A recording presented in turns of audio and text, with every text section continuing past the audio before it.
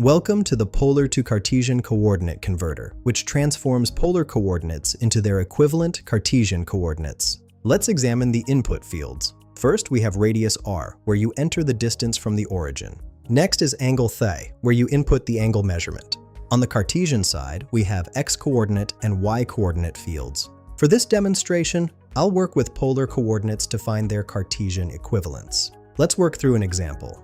I'll enter a radius value and an angle in the polar coordinate fields. When I click Calculate, the converter processes these polar values and displays the corresponding Cartesian coordinates. The results show the calculated x and y values that represent the same point in the Cartesian coordinate system. This conversion is essential when you need to translate between coordinate systems for engineering calculations. Whether you're working with mechanical designs, electrical phasor diagrams, or navigation systems, the converter handles the trigonometric calculations automatically, saving time and reducing errors in your coordinate transformations. Find the link in the description below.